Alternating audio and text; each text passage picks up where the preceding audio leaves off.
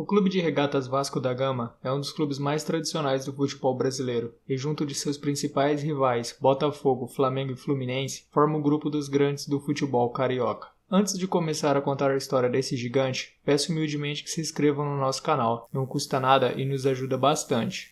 O Clube de Regatas Vasco da Gama foi fundado no dia 24 de agosto de 1898, por um grupo de remadores na cidade do Rio de Janeiro. O nome do clube é uma homenagem ao português Vasco da Gama, importante navegador que descobriu o caminho marítimo para as Índias, em 1498. A cruz maltina, principal símbolo do clube, tem forte aspecto religioso, porque a Ordem Militar de Cristo era ao mesmo tempo religiosa e guerreira. As cores do Vasco guardam forte significação. O preto remete aos mares desconhecidos do Oriente, enquanto o branco da faixa diagonal refere-se à rota descoberta pelo almirante. Apesar de ter sido fundado como um clube de regatas, o Vasco da Gama abrange diversas modalidades. Em 1915, o Clube de Futebol Lusitânia foi incorporado ao Vasco, dando origem ao departamento de futebol do clube. No ano seguinte, o Vasco estreia na terceira divisão carioca e em sua primeira partida é derrotado por 10-1 pelo Paladino Futebol Clube. De forma modesta e com pouco investimento, em 1922 o Vasco conquista a Série B do Campeonato Carioca, o primeiro título do clube. Em 23, em sua primeira participação na elite carioca, o clube se sagra campeão estadual pela Liga Metropolitana de Desportos Terrestres. A equipe comandada pelo uruguaio Ramon Plateiro fez uma campanha arrasadora e ficou conhecida como os Camisas Negras.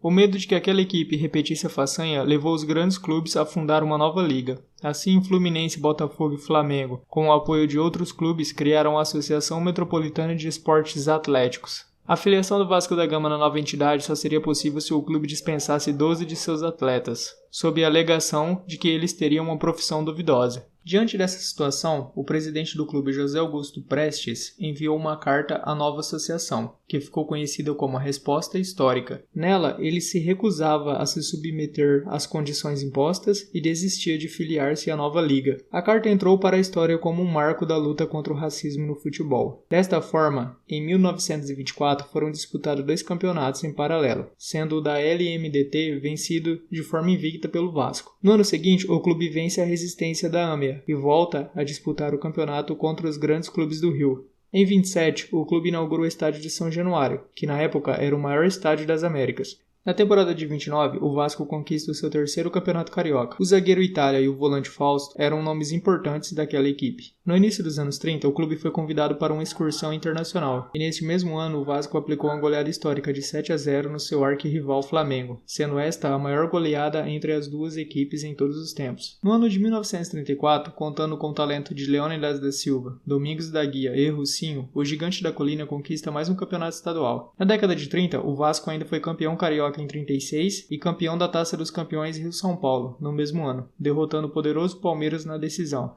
A década de 40 é marcada pela formação de um dos maiores times da história do clube, o chamado Expresso da Vitória. Liderados pelo atacante Ademir de Menezes e contando com o talento do goleiro Barbosa, essa equipe conquistou 5 campeonatos estaduais e um campeonato sul-americano de campeões. Essa competição foi considerada precursora da Copa Libertadores da América e contava com o Emelec do Equador, Litoral da Bolívia, Deportivo Municipal do Peru e os campeões nacionais Colo-Colo, Nacional do Uruguai e o poderoso River Plate de Alfredo Di Stéfano.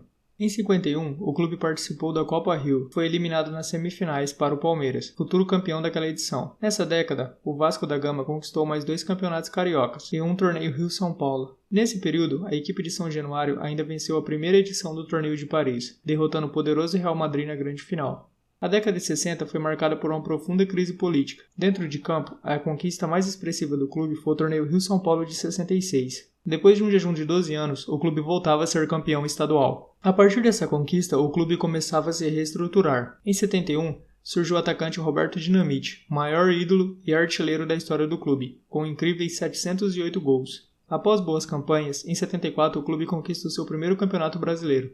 O título veio na vitória de 2-1 sobre o Cruzeiro. Além de Dinamite, artilheiro da competição com 16 gols, podemos destacar também o goleiro argentino Edgardo Andrada e o ponta Jorginho Carvoeiro, autor do gol do título. Na temporada seguinte, o clube participa pela primeira vez em sua história da Copa Libertadores da América, mas o gigante da colina não foi bem, ficando na fase de grupos, que contava com o Cruzeiro, Atlético Nacional e o Deportivo Cali. Em 77, mais um estadual, com destaque para o goleiro Mazzaropi. Após ser vice-brasileiro em 79, em 80, o clube voltava a disputar a Copa Libertadores da América, e novamente o clube não conseguiu avançar da fase de grupos. No ano de 1983, Antônio Soares Calçada assume a presidência do Vasco, cargo no qual ele ocuparia por 18 anos. Calçada é considerado o presidente mais vitorioso da história do clube. Durante essa década, surgem nomes importantes da história vascaína, como o goleiro Acácio, os meias Mazinho e Giovani e o atacante Romário. Depois de ser vice em 84, em 89 o clube volta a ser campeão brasileiro. O adversário na final foi o São Paulo, e aquela equipe ficou conhecida como Sele Vasco, com destaque para o atacante Bebeto. Nessa década, o clube ainda conquistou 3 campeonatos cariocas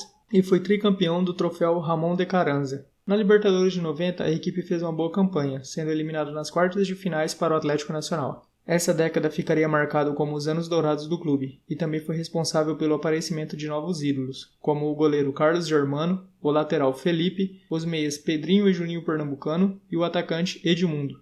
Em 92, o Vasco conquista o Campeonato Carioca, feito esse que se repetiria nas 2 temporadas seguintes, conquistando dessa forma o seu primeiro tricampeonato estadual. Um dos principais nomes foi o atacante Valdir Bigode, artilheiro da edição de 93 com 19 gols. Neste mesmo ano, o Vasco ainda conquistou o torneio João Avelange. Depois de fazer algumas campanhas regulares, em 97, sob o comando de Antônio Lopes, o Gigante da Colina volta a conquistar o Campeonato Brasileiro.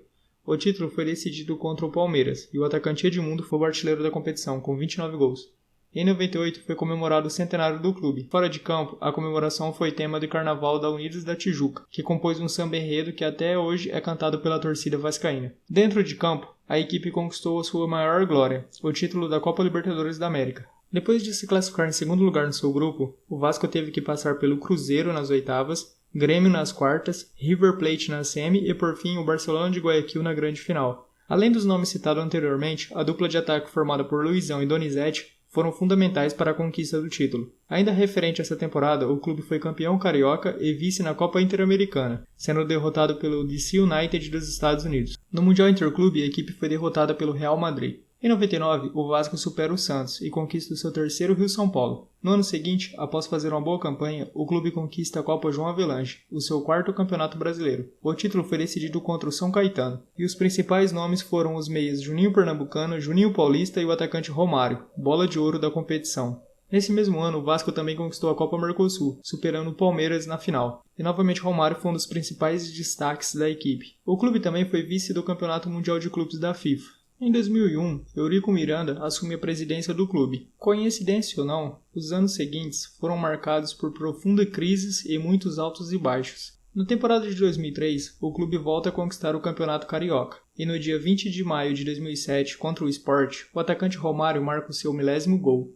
No Brasileiro do ano seguinte, depois de fazer uma péssima campanha, o clube foi rebaixado pela primeira vez em sua história. Na Série B de 2009, o clube não teve dificuldades e acabou sendo campeão, garantindo seu retorno à elite do futebol brasileiro. O atacante Elton foi um dos artilheiros da competição, com 17 gols. Em 2011, sob o comando do técnico Ricardo Gomes, o clube conquista pela primeira vez em sua história o título da Copa do Brasil. A decisão foi contra o Coritiba. No Brasileiro daquele ano, o clube foi vice-campeão. A temporada de 2012 marcou o retorno do clube à Copa Libertadores da América. O clube até fez uma boa campanha, sendo eliminado nas quartas de finais para o Corinthians, que seria o futuro campeão daquela edição. Após boas campanhas nos anos anteriores, em 2013 o clube foi novamente rebaixado no Campeonato Brasileiro. Na Série B, o clube ficou em terceiro lugar, garantindo seu retorno para a primeira divisão. Na temporada de 2015, o clube conquista o Campeonato Carioca, após um jejum de 12 anos sem vencer a competição. O atacante Gilberto foi um dos principais nomes da equipe vascaína, mas infelizmente no Brasileiro veio seu terceiro rebaixamento, conseguindo novamente o acesso no ano seguinte. Na temporada de 2006 veio o bicampeonato estadual, dessa vez de forma invicta. O meia Nenê ainda foi eleito o melhor jogador do campeonato. No Brasileiro de 2020, a equipe chegou a liderar o campeonato na 4ª rodada,